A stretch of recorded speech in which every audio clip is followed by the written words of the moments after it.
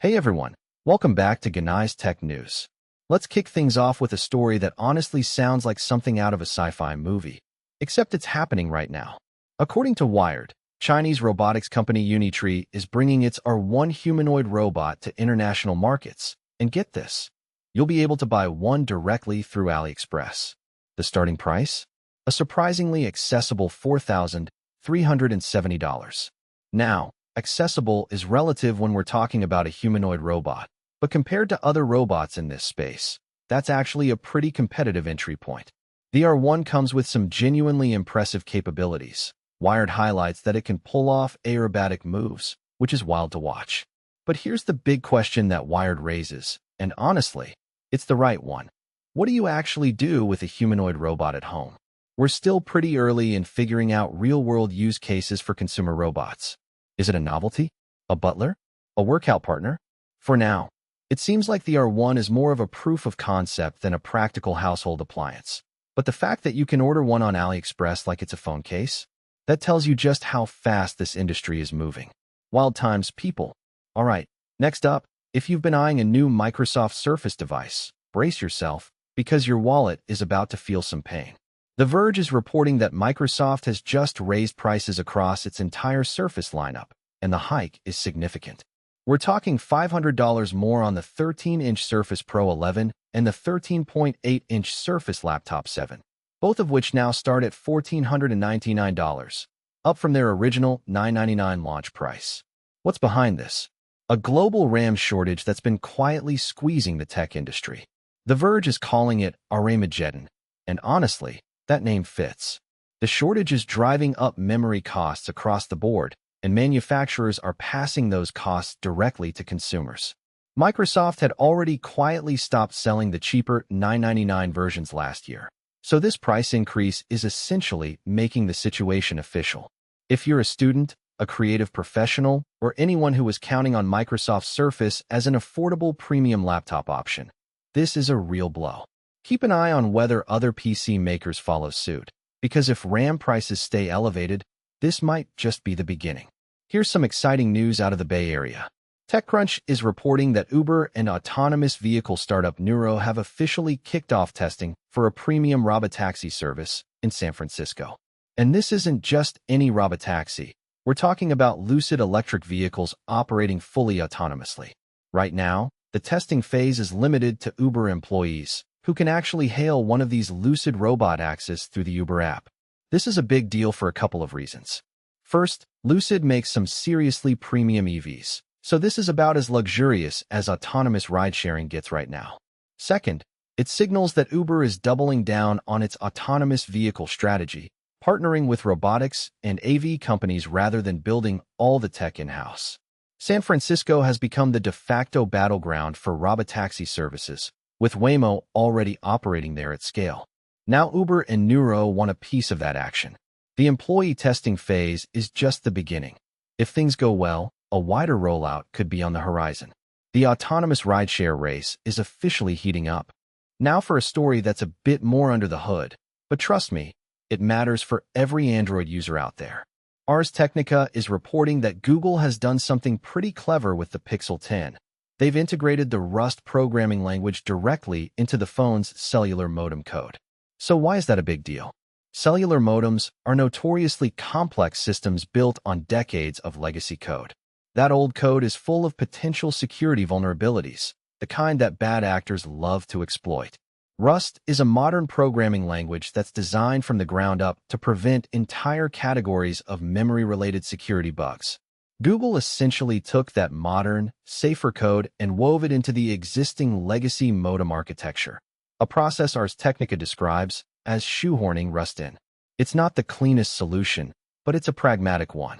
Rather than rebuilding everything from scratch, which would take years and introduce new bugs, Google is surgically improving the safety of the most vulnerable parts. This follows Google's broader push to adopt Rust across Android and other products. The result for Pixel 10 owners? A more secure modem that's harder to hack. Not a flashy feature you'll see in a marketing ad, but honestly one of the more impactful security improvements in a modern smartphone. Heads up on the cybersecurity front.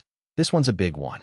TechCrunch is reporting that the FBI has announced the successful takedown of a large-scale phishing operation that targeted over 17,000 victims worldwide. The criminals behind this operation used something called the W3LL phishing kit, a sophisticated toolkit that allowed them to steal not just passwords, but also multi-factor authentication codes. That last part is especially alarming, because MFA is supposed to be one of your strongest defenses against account takeovers. The W3LL kit was specifically designed to bypass it. Victims across the globe had their credentials stolen, potentially exposing email accounts, financial data, and more. The FBI's announcement of this takedown is a win, but it's also a reminder of just how advanced phishing operations have become. This isn't the old-school Nigerian prince stuff anymore. These are highly organized criminal enterprises using purpose-built tools to defeat modern security measures. The takeaway here? Enable MFA wherever you can, but also stay vigilant. Use a hardware security key if possible, and be extra skeptical of any login page you're redirected to unexpectedly. Stay safe out there. This next story is one that I think deserves a lot more attention than it's getting. TechCrunch has a detailed breakdown of Stanford's latest AI index report, and the findings are pretty striking. The report reveals a widening gap between people who work inside the AI industry and the general public when it comes to perceptions of artificial intelligence. Basically, AI insiders tend to be optimistic about the technology. They see the potential, they understand the limitations, and they believe in the upside. But the broader public? They're increasingly anxious, and their concerns aren't abstract. According to the Stanford report, people are most worried about AI's impact on jobs, healthcare, and the economy. These are real, tangible fears about livelihoods and well-being. The disconnect is concerning because it means the people building AI may not fully appreciate, or may be underweighting, the very real human impact of what they're creating. And if that gap keeps widening, it could erode public trust in the technology at exactly the moment when trust matters most. Stanford's AI Index is one of the most comprehensive annual reports on the state of artificial intelligence, so when they flag something like this, it's worth paying attention to. The conversation between AI developers and the public needs to get a lot better and fast. And we've got one more cybersecurity story before we wrap up. And if you've ever booked a hotel or vacation rental through Booking.com, you'll want to hear this. TechCrunch is reporting that the travel giant has confirmed a security incident in which hackers accessed customer personal data. We're talking names, email addresses, physical addresses, and phone numbers. Booking.com has begun notifying affected customers directly, which is the right move, but it's cold comfort for anyone whose data is now potentially floating around on the dark web. The company hasn't disclosed exactly how many customers were affected or precisely how the attackers got in. What we do know is that this is the kind of data that enables very convincing phishing and social engineering attacks, especially when someone has your name, your email, and your physical address. If you get an email that looks like it's from Booking.com in the coming weeks, be extra cautious. Don't click links. Go directly to the official website. And seriously consider changing your password if you haven't recently. Data breaches like this are unfortunately becoming routine, but that doesn't mean you shouldn't take them seriously. Stay sharp, everyone. Before we go, let's talk about a bit of an EV comeback story.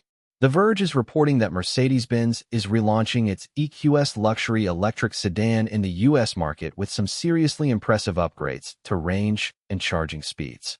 If you remember, Mercedes actually paused its entire EQ lineup in the US about a year ago. The combination of fading demand for luxury EVs and the removal of federal incentives made the market pretty tough. But Mercedes quietly reintroduced the EQS brand back in January, and now we're getting details on what the next generation version actually brings to the table. The upgrades are substantial. The Verge highlights massive gains in both driving range and charging capability, which were two of the biggest criticisms of the first-generation model. For a luxury EV to compete in today's market, you need to nail those two things, and it sounds like Mercedes may have done exactly that. Whether this is enough to reignite demand in a market that's still navigating tariff uncertainty and shifting incentives remains to be seen. But if you're in the market for a premium electric ride, the updated EQS is definitely worth keeping on your radar. All right, that's a wrap on today's Genai Tech news. If you found this useful, smash that like button, Subscribe if you haven't already, and we'll see you in the next one. Peace.